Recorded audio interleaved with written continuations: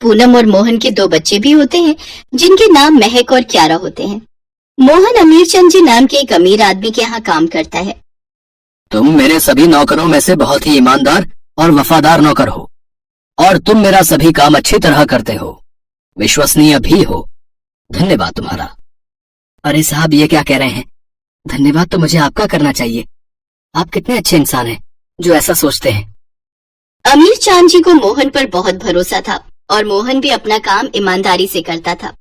मोहन अपने बच्चों के लिए हर 2 दिन में कुछ न कुछ बाहर से खाने के लिए लाया करता था। ये देखो बच्चों, तुम्हारे लिए तुम्हारे पापा क्या लाए हैं। क्रीम रोल, गरम जलेबी, पूरी कचौरी और मालपुए भी। अरे वाह पापा, क्या बात, मजे ही आ गए आज तो। जी आप भी ना ये सब दे देकर इन्हें बिगाड़ दोगे। घर का खाना तो इनसे खा ही नहीं जाता, बाहर का चाहे जितना दे दो। वो सब इसी तरह मिलजुल कर खुश रहा करते थे। पूनम बहुत पूजा पाठ करती है। वो हर मंगलवार को पूरी सब्जी बनाकर गांव के भव्य मंदिर में भोग लगाती है और सभी भक्तों में वो प्रसाद बांटा जाता है और सभी को उसके हाथ की बनी पूरी सब्जी बहुत पसंद आती। बिटिया पूनम, तुम्हारे हाथ की बनी पूरी सब्जी सभी को बहुत पसंद आती है। तुम बिटिया हर हफ्ते ही बहुत सारा भोग बनाकर लाती हो और जरूरतमंद लोगों को भी बांटती हो। माँ दुर्गा तुम पर अपनी कृपा बनाए रखें। तुम सदा खुश रहो, तुम्हारा सुहाग बना रहे। धन्यवाद पंडित जी, आपका आशीर्वाद सदा मेरे परिवार के ऊपर ऐसे ही बना रहे। इस तरह दोनों की जिंदगी खुशहाल चल रही होती है। लेकिन फिर एक दिन अमीर चांद जी के घर से 10 लाख रुपए की चोरी हो जाती है। अमीर चंद जी बहुत घबरा जाते हैं। वो अपने सभी नौकरों को बुलाते हैं और सभी की तलाशी करते हैं और उन्हें मोहन के थैले से 5 लाख रुपए मिलते हैं। ये देखकर अमीर चंद जी मोहन से कहते हैं, अरे मोहन, तुमने मेरा पैसा चुराया। 10 लाख के सिर्फ 5 लाख हैं। तेरे पास बाकी के 5 लाख कहाँ हैं? अरे बेशरम, मैं तुम पर कितना विश्वास करता था। तुमने ऐसा क्यों किया? तुम्हें पैसों की जरूरत थी तो तुम मुझसे कह देते, लेकिन ऐसा नहीं करना चाहिए था। आज तुमने मेरा भरोसा तोड़ दिया। साहब, मैं कुछ नहीं जानता, मेरा यकीन कीजिए। माता रानी की कसम, मैंने कोई चोरी नहीं की। मेरे थैले में ये रुपए कहाँ से आए मुझे नहीं पता। मुझ पर भरोसा कीजिए साहब, मैं आपके आगे हाथ जोड़ता हूँ। अब तो तुझे सजा मिलकर ही रहेगी। तूने गुनाह किया है। जब पुलिस तुझसे पूछताछ करेगी तो बाकी के 5 लाख भी निकल जाएंगे तेरे पास से ही। तुझे तो मैं अब बिल्कुल नहीं छोड़ूंगा। इतना कहकर वो पुलिस को फोन लगा देता है और पुलिस बेकसूर मोहन को जेल में डाल देती है। जब उसकी पत्नी पूनम को इस बात का पता चलता है तब वो फौरन पुलिस स्टेशन जाती है और अपने पति से कहती है, आप बिल्कुल भी चिंता मत कीजिए। मैं जानती हूँ आप निर्दोष है और देवी माँ भी जानती है। आप बिल्कुल भी चिंता न करें। मैं वकील करूंगी और केस लड़ूंगी। मैं पूरी कोशिश करूंगी आपको जेल से बाहर निकालने की। अब कुछ नहीं हो सकता पूनम। तुम क्यारा और महक का ध्यान रखो।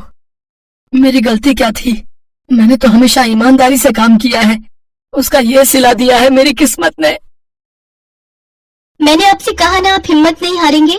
मैंने कहा ना आपसे, आपकी बीवी सब ठीक कर देगी।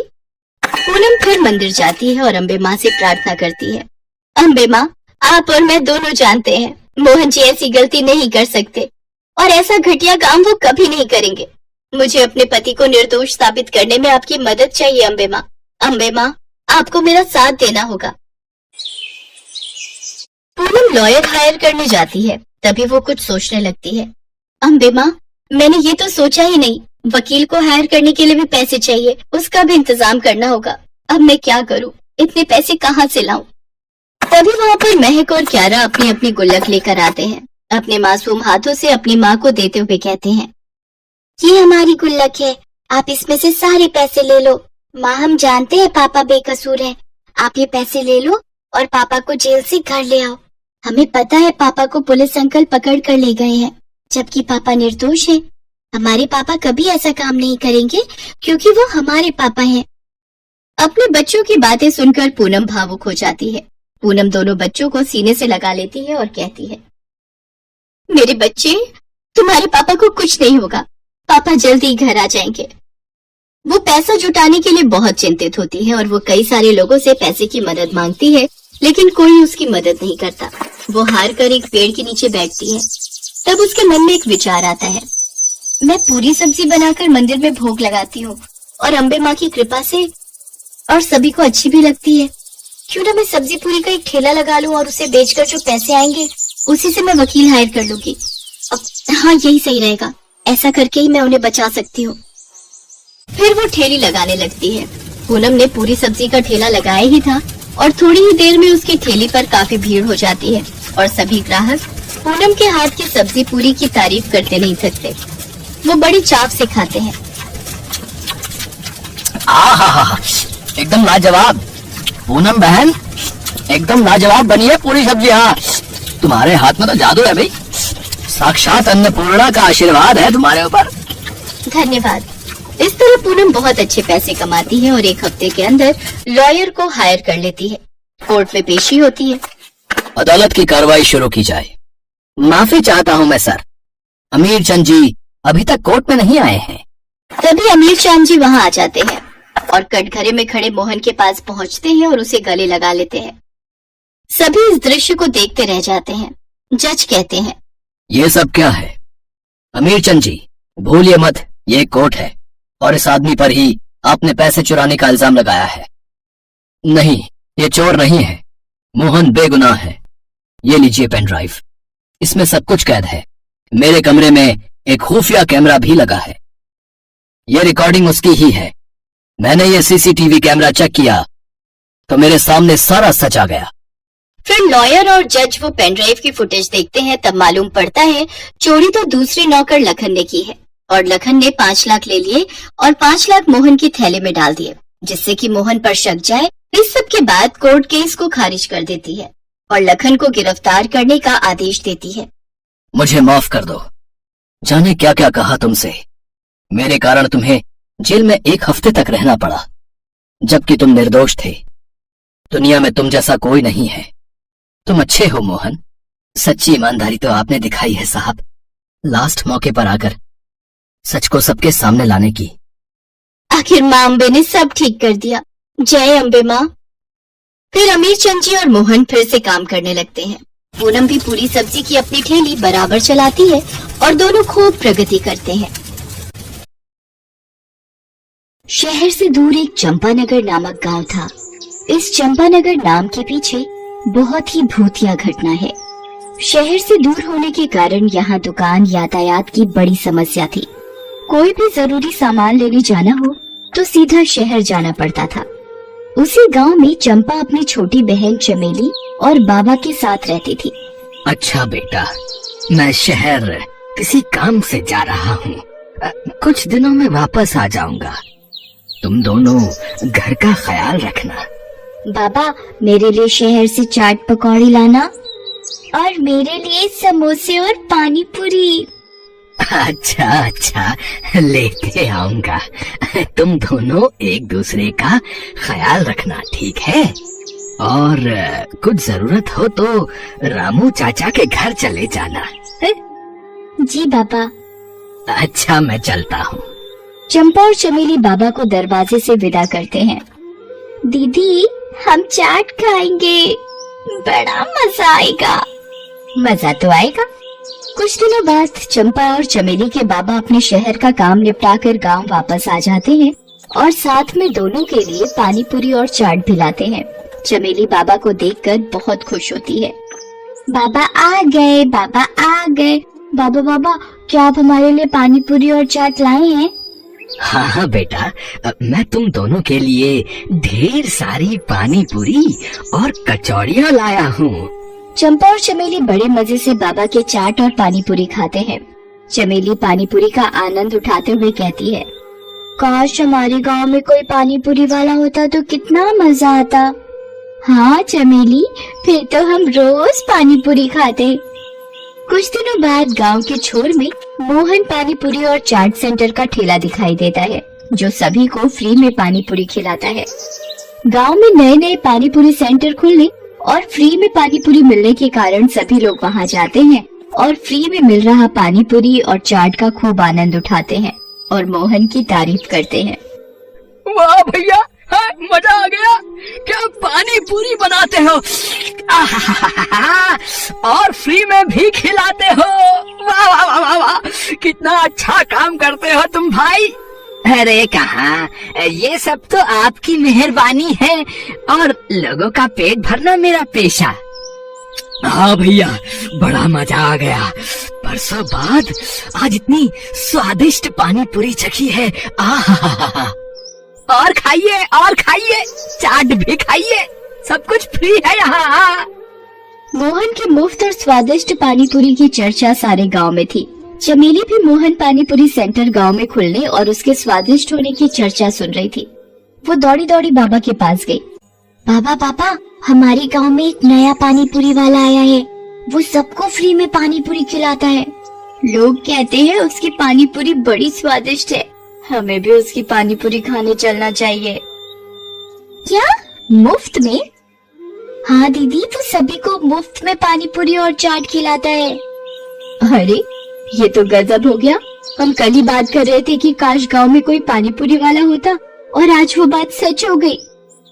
अरे वाह, ये तो बड़ी अच्छी बात है। हम कल ही चलेंगे। जी बाबा। अगले ही दिन से मोहन पानीपुरी सेंटर में भीड़ बढ़ने लगती है। गांव के सभी लोग मोहन की पानीपुरी और चाट चखना चाहते हैं। ठेले के चारों तरफ ग्राहक खड़े पानीपुरी और चाट का आनंद लेते हैं। वाह भैया, मजा आ गया। क्या पानी पूरी बनाते हो, आहाहाहा, और फ्री में भी खिलाते हो। वाह वाह वाह वाह वाह, कितना अच्छा काम करते हो तुम भाई। मोहन भाई, मजा आ गया। वाह, खाइए, खूब खाइए, बच्चों को भी खिलाइए। कितना अजीब जलजीरा है, लगता है पीते रहो। आहाहाहा, शुक्रिया, और लीजिए। वाह, मोहन काका जैसी पानी पूरी कभी नहीं खाई। कुछ ही दिनों में मोहन के मुफ्त में पानीपुरी के चर्चे सारे गांव में थे। अगले दिन चमेली बाबा के साथ पानीपुरी खाने के लिए तैयार थी। अरे चंपा कहाँ है? उसे पानी पूरी खाने नहीं चलना? चंपा रसोई में कुछ काम कर रही थी, वहीं से आवाज आई। नहीं बाबा, मुझे थोड़ा काम है। आप मेरे लिए पानीपुरी पैक करा कर ले आना, मैं यहीं खा लूंगी। अच्छा ठीक है। अच्छा ठीक है दीदी, मैं ले आऊंगी। दोनों पानीपुरी खाने चल देते हैं। वहाँ पहुँचने पर उन्हें पता चला कि वहाँ काफी भीड़ है। बहुत से लोग पानीपुरी खा रहे हैं, जिसे देख बाबा और चमेली बहुत प्रसन्न हुए। दोनों मोहन के पास गए। मोहन, अब तुम्हारी पानी पूरी और चाट के बारे में बहुत चर्चे सुने हैं। जरा हमें भी चखाओ, हम भी तो देखें तुम्हारी पानी पूरी कैसी है। चमेली बड़ी खुश थी। अरे आइए, आओ बेटा आओ, ये लो खाओ, खूब खाओ और मजे करो। है सब फ्री रहे, पेट भर के खाओ, ये लो। बाबा और चमेली दोनों पानीपुरी खाते हैं और उसके स्वाद में खो जाते हैं। वाह मोहन वाह, जैसा सुना बिल्कुल वैसा ही पाया। आहा, कितनी स्वादिष्ट पानी पूरी है। वाह, मजा ही आ गया। वाह मोहन काका, मजा आ गया।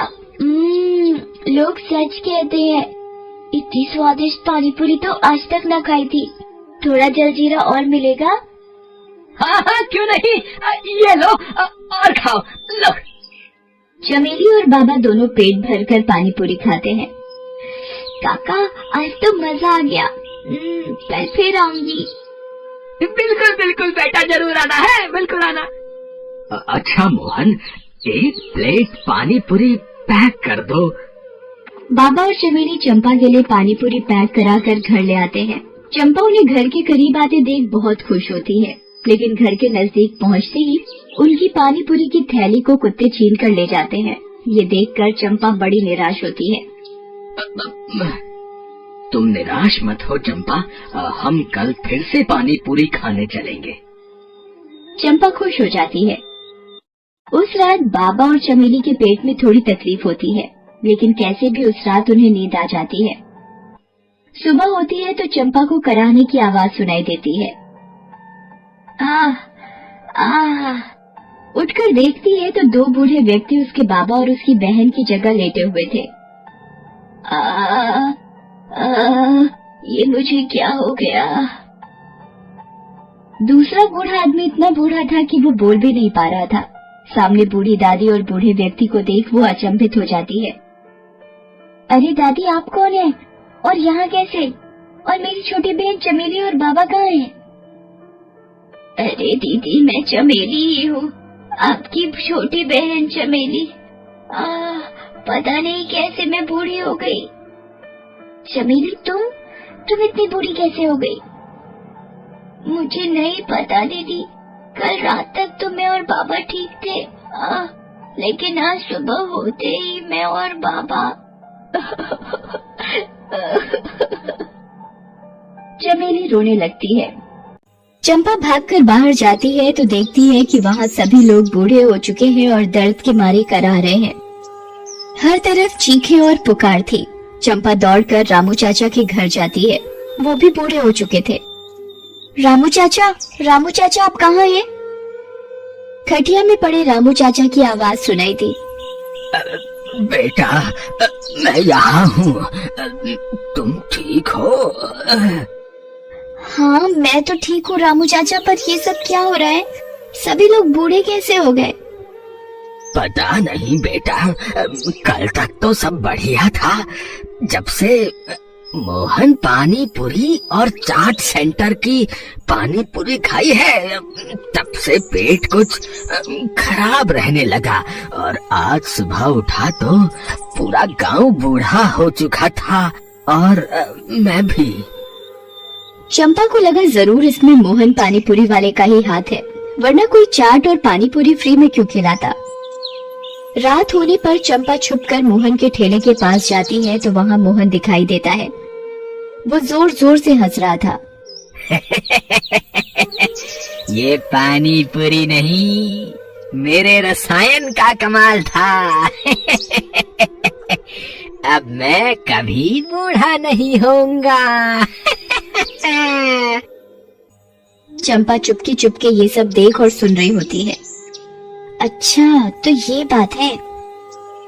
मोहन खुशी में इतना पागल हो गया कि उसका रसायन का डिब्बा उसके ठेले से नीचे गिर गया, मगर उसने ध्यान नहीं दिया और वो अपना ठेला लेकर वहाँ से चला गया।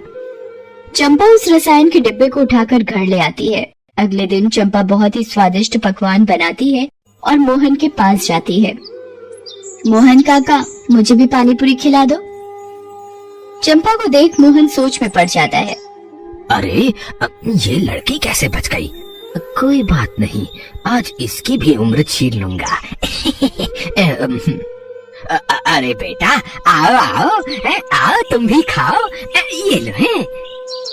पर एक शर्त है, आप इतने दिनों से हमें फ्री में पानी पूरी और चाट खिला रहे हो, इसलिए आज मैं भी आपके लिए कुछ लाई हूँ। ये लीजिए, पहले आप मेरे हाथों से बने हुए स्वादिष्ट व्यंजन खाइए, तभी मैं पानी पूरी खाऊंगी। चंपा सारे व्यंजन मोहन को दिखाती है।